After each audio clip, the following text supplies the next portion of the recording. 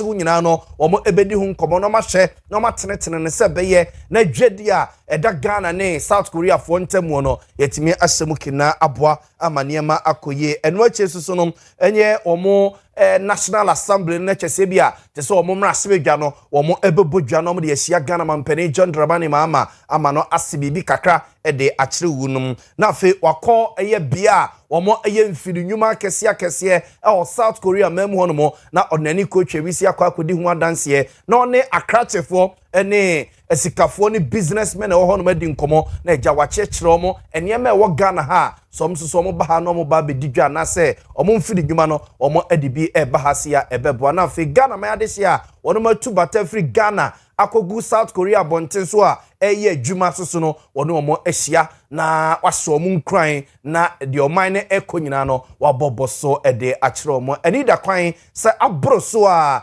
yekwa koduru eye ni fiada so na chese mampani esa so adanani aba omayemu ebionti weyi eya amanebo a efiri mampani na tran efiada omenya fofida na ye nyina ye hye homfa eni ade ne ante asemde se Ghana asrafo omodo mani achirem e wo Lebanon na wonmo eye adwuma e hye amansan kubata United Nations ne fa wonmo ehwe se ne ebe ya bambo ne asomdwe ebekoso e wo Lebanon United Nations Interim Forces in Lebanon wonmo aso ye wo honmo omen ye ne ankasa local time ebo nonum e pound bese sima aduanan enumu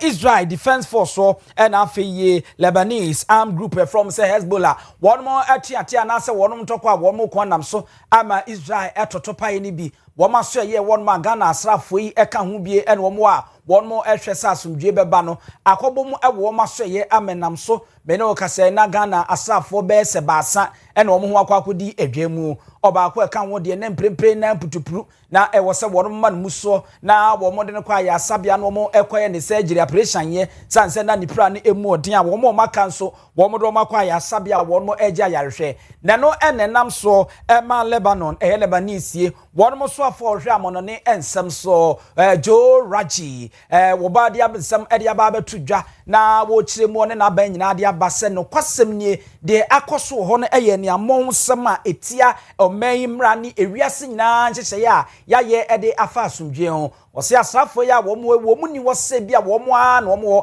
de momo no wo no boa se ne be ya papadwo ene asomdwe ebeba na ewiase eho ato no enu ti se ko ban se mofra wofro na mo ko montokwa na wo mu asabie wo mu nkuratu nkura janye enya de amontokwa amukun ye wo mu hu agimu bie de momo mo mpra asomdwe no wo no so na mo de ko na makwa akoto de a ene no ka no de achom sa mansan kubata United Nations ne bambo efa a ewo mo emra eye 1701 no etiasa emra no enu nti wahye no aka ma Ghana fo nyina yakọ na waka chese yenke yakomanto eyem na wo so be ni umbetumi bia se de be ya sa owie ne ye asie wo mbehwem na emoa bi umbetumi so mo de aboae for Sansem Kroya Hono na entity ababeto Owia TV nsentwe for Pensibedu Kata Remranti apro so ekyerese sesei Ghana ban enya akọ United Nations amansan kamko United Nations akache ama ne kwesibro ne kan se complain no ye de bi akwa wunum se yasrafo a omo efri obanyimu akogu Lebanon abonten so a omo hwe aprasumdwe ede ama adehye no omo anka bia nhyem ya antikutam ya anti jame ema ntokwa ekoso ewo Israel ne Iran for entemo no omo amma ne topaye emebi akwakoka ya krachefo na nase ya sojafo no be miensa entiti a yetete ene se ba kode ne dabrem edini ye pa ya gese otwedi ampo nyankrompon yaresafo ya anode na basa ekokoka no ora aye fales kwache ofosu emrasebe dwani owo emrasebe dwefie ma adehye wo abra asebu kwa mankese abato mpese aso ene ode sansame etudwa ono akro no a ene hwani amansa di nkomomo Ghana ban anna o kyerese baby a ye dro no de Ghana yentime enko ani twintwan bia enko ani gigiri bia na mum de ebeye ene se ye be call United Nations for akache na de kwesibro ne kan se complain no yakwa akoye bi ede akire wunum na biem soso no ye ne Lebanon aban no akoso a tokese didi nkomo na se o se ye twe asrafo no firi onomo a ya twe omo afiri so omo tena so a omo ense ye bo so omo bambo esoso no ebehia omo ya bibia enkoto wonomo ebiewo Rafaelis kwache ofusu that they are engaging in. The activities do not pose any threats whatsoever to anybody within the region to warrant such an attack. And therefore, as the country whose troops have been at the receiving end of this attack, we need to take it very seriously. That's why we've lodged this formal complaint. We expect that the United Nations will take it seriously and carry out thorough investigations to ascertain the causes of this and demand consequential action from whoever is responsible for this sort of attack. These are not verified reports. These are not verified reports. That is why an investigation is necessary. First of all, to determine who has actually carried out this attack and what sanctions should be applied to the person. But I think that for some time now, we have known that the rules-based international order has essentially collapsed. Those who have the might do as they please without recourse to its impact on the international community, the global community. Those who do not have the power or means to mount such a challenge are left helpless in the ensuing melee. One can only hope that reason will prevail, order will prevail. I do not see how any side wins or emerges victorious from this conflict. It will only lead to escalation of the crisis. Whatever it is, I think that dialogue is the way to go, especially when in the period preceding this conflict, there were credible reports of mediation going on, especially surrounding the subject of nuclear, some work being done on the acquisition of a nuclear weapon by Iran. The talks were said to be going well. So it is surprising that, but again, we need to conduct investigations to be absolutely certain about the source of this attack and know what needs to be done to hold Israel accountable, if indeed they are the ones behind this sort of plan. But I was making the point that the war itself is regrettable, especially because in the immediate period preceding it, there were credible reports of some gains being made in negotiations to ensure that nuclear proliferation was brought under control. That really is the essence of this battle. It is said to be a preemptive strike aimed at stopping Iran from acquiring nuclear weapons.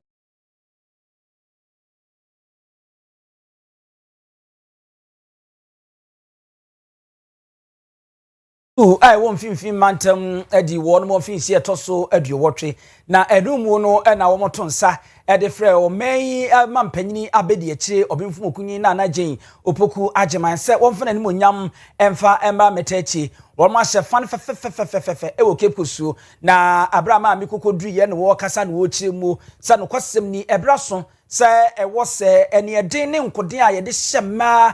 wɔn mo ngomasua mu no yɛ hyɛ mu kena na yɛ pagyam na yɛde kɔ yɛnim afei wabɔ licha school no aba so sɛ wɔde madwuma a wɔn mo bɔ ɛne ntini yɛdwetwe wuro a wɔn mo atete wɔn mo na free school no ma mo ba wɔn mo ɛboa mo man Ghana etimi konkan yɛnso wɔde kokɔbɔ nsɛm ade man prempren asuafoɔ ɛwɔ licha school ne Ghana nyinaa sɛ wobɛsua nwoma na nso sabia kronto eba nsentotoye se obi gina ne naso obi kura ne mudie mu woni bie die ene na nwomesua no mfa so obi ene webeba so enu nti wo sre ene mmofra ba wo mu na omo gye ntete esua nwoma no se wo mu mfa ne ma we nyina mfa nka wo mu ho na wo mu mmodden sa ne be ya ensa no dwuma ne nwuma wodo ena abefo kwan so aba ye di dwuma nyina no wo mbeye mu obopon na atimi aboa wo mu na enu ne ba bontena na yehu ayehu se yes oba na ebenie wɔse woli child school ni die wonim sɛ wɔn mu guso a wɔn yɛ entete pa wɔn de ma wɔn mosiafo ɛne ade no ɛnyɛ asɛm ketro nti onim sɛ obetumi aboa na mfinhyia de wɔtwi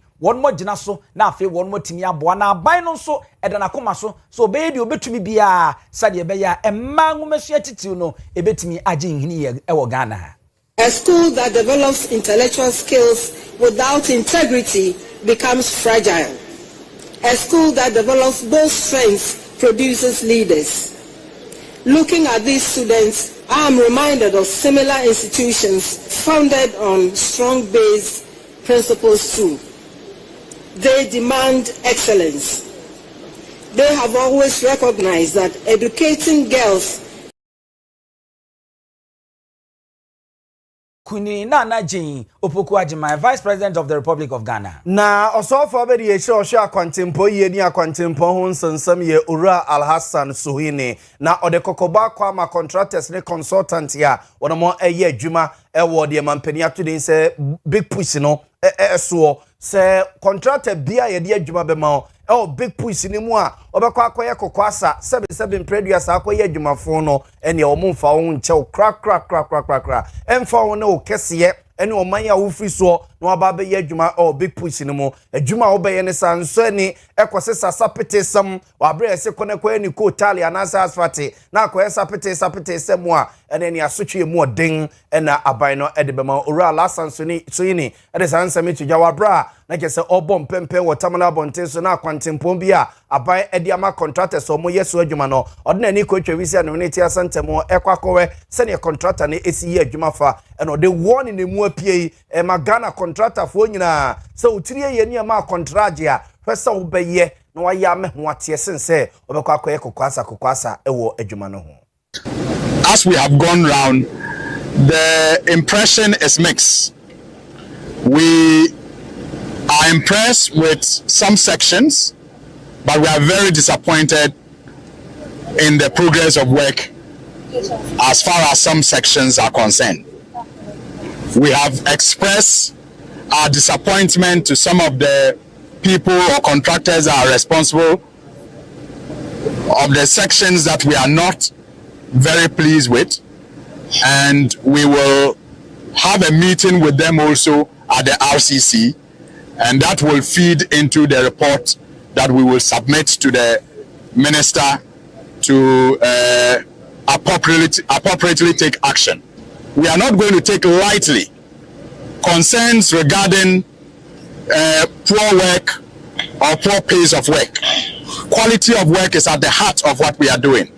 and we will make sure that we hold the contractors to the highest of standards that we expect them. Sansuhini we so for abedi echi ohwe akwantempon ene akwantempon ye hu nsensem we bra na jeso akwa pro tamala bonten so no the one in emu apie magana contractor for yemfe ni enchemu ewo aguna safo na ewo mfimfi mantem aguna East District asem na mekan yi akwemu kanfo akromfo a won mo ne eden pa won mo di akode ahye won mase tam ena won motu ede ahye tememufo so ene yese aguna suaduro asafo kwane de enya asem keto akra won mo ye bodwa won mo ye soto so won mo adwadifo a won mo ko ene yese na no won kotu hye won so anwumere be senonum ne ade sika won ma asesade kode eche wotwe hunwi we edi hu edi abebo tememufo won mama assembly member a won kra me ne wo kase woda ya sabia oje ayarhwa enam saa okrono boyi so ama wapira pa Bright Adabo oya dansini anani kutwa wisi anwemienu santamo wone owura kwaku adama ebo nkomo ema wo kire ne nsenumu sade esi ekoye Mnam wo fie na assembly frame say nyame ya adoma ekina se suma chininti members nkojan na onkoto drinks ni nsu bi nti yekofa nsu no de koy ti yekoy na yekofa drinks ni yesiki permission of papa nkro de drinks ni na achen ti ye park gu abobo ya amuna ye besin akofo akono na Roberts fo be attack yen ho nti an Roberts fo be attack yen no assembly na odimenim nti ono na etu no edi nkan ekan no nti na obi enim se etu no kra aka no nti me kra no me dwan ko bebi a me dwan ko na ho na company ni wura no nso owo onu nso o dwan ko nti edu no a obi ne backdoor na MBA no na ono nso twe etu no ono so o sha asese otutu nti ni tu no ni bulletin no me enu ko kan an Roberts fo no ba ko ti ono odrimika na oto nwurem nti me ne assemble da efem ho na wo mo abegina yen so ba ko mbeni no ba ko be share ne max kra we yenim no ono no ka chen say ya Roberts nti o ka sa Roberts na no share ne max no e we yenim ti o share ne max na na ba ko di kotokro o di begina yen so ye da di pay ni bi o di begina yen so nti o ma wuti so a na o di dade ne ba fom ti o say wo dan but sani ana adensi an ba ko na only the one na o sesa wiska na e wo company ho no ono kasa na na okan yen kasa ibi na mse no yo manifo ti ono hu se assemble so ofi asafo no na e ma na otutu no ti sa nipa no na ono di nkan otutu na ebra wo mo nsra bem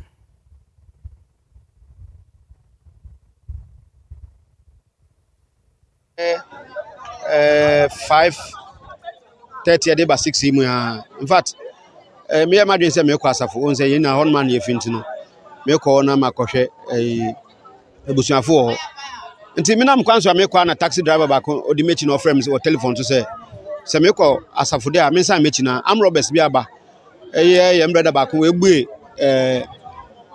factory bi wɔ hɔ nom a ɔdistribute drinks wɔ me na yɛ international school ne opposite hɔ nom na amrobes akɔ a wakɔ attack no nti mame nkɔ asafo krom hɔ na me dan me ho nti me dan me ho a me kɔ park o baby no na me yɛ sɛ man nankasa na saa adwuma na yɛ ne dia no yɛ ne na kɔ agona man executive club or a member of the club nti me friend na ma find out na me friend no confirm me sɛ anche bia amrobes aba ne so abɛ attack no ma wo ma bɛ fast kana de kra wɔ edwum hɔ nom na fe wɔ de kɔ na mbom wɔ bai no na me bisa sɛ casualty bi bai ana na ɔsɛ o asafo assemblyman no yɛ brother Ishmael Odum ɔno wɔ hɔ nso ɔkyɛn 6 March nti normally no 6 March no aya na community no yɛ boa ɔkɔpɛ drinks bi na adena fe ɔde akɔma mo friends wɔ mo match wi a no de ama mo friends nti na wɔ hɔ na incident ni si na wɔ mo tutu ma etu ni bi aka assemblyman nti wɔ mo arahye assemblyman na wɔ mo de na baso government hospital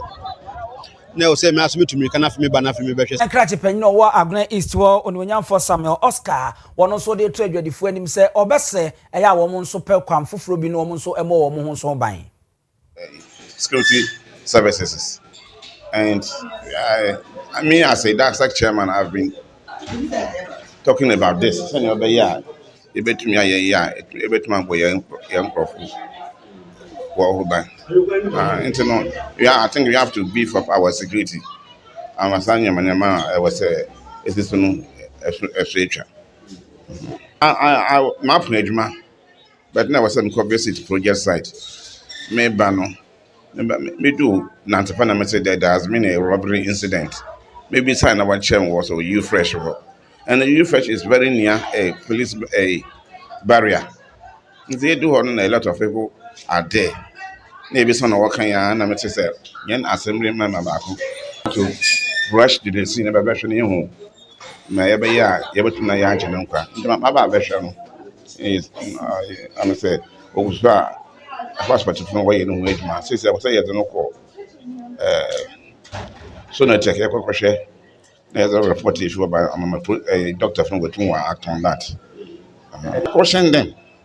and I was at this time because of CCTV you know yeah onwanyamfo Samuel Oscar Mensa abai krache panyin o Agona East no Yamfamu frimfimfi mantemu na yamfamu ntufa sebe fobia no yene dem famu mra santemantema sei na yengoso enko eyekubase yewo konongo ene kumase kwantempo no so na no fiada ede bese ne memenda ne kwasiada so ene yetese nkwansia bi asi ewo sabia no a abusuafo na eni enyan eye cars makoma miensa ene kopimu ewo kubase eyekurunim yese baako na ye STC bus ya na yese ofri kumase ekonkran na senso de eye GS7045-22 GS7045-22 ena eye chese track ya efa niemei eno so yesi Volvo de bia na eno so na senso de eye GN4093-21 GN4093-21 and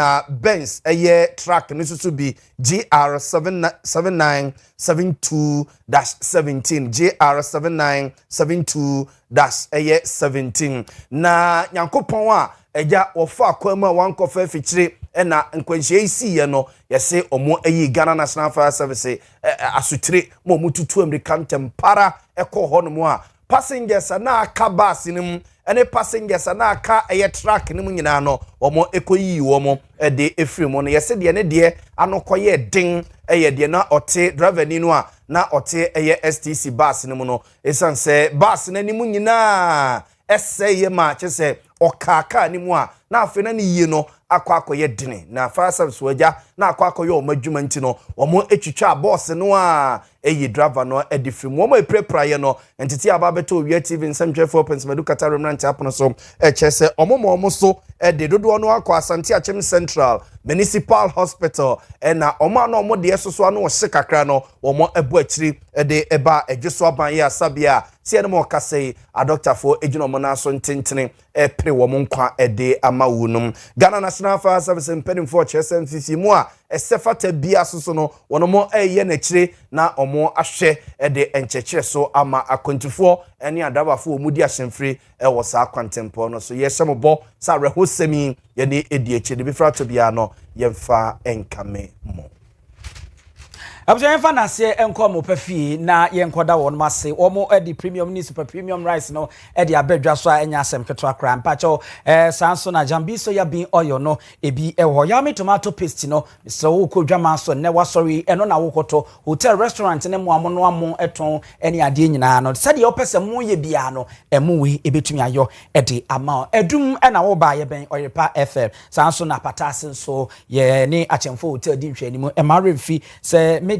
Pass and Gardens and Crime and also junction one ma ye wo hono Fraser 244 615 117 sanso na dwabinra bank sikasemu dwadie won mu gina brane wo mo ne ye ekwa finji aduana ba kuni osemboni bia no afiri wo mo aba na emu aba so bode chenchenche ene wo mo aboa mo nyuma konkan ho asem nko na yete ene wo mo se shells no wo mo biem betimi atobi na so abeka awura no ma wo no mo adiska kora bie eba ye no eho eho wote wo fie wote wo kem office ye na wadal star 389 star 984 hash na wa send no follow na wo to share star 389 star 984 hash na wo ko wanim ewo no sa enso na fixed deposit bomodin a bosome miensa bosome nsia bosome edumie no diska ne beto no ma ebewu bebre mfaso bebre she wo da no scholarship awodo e kan wa bank crofo timi kosuku yi ni nyina bi won ne mfaso bebre e na woni dwabira bank edidwa won sa e kan free 0242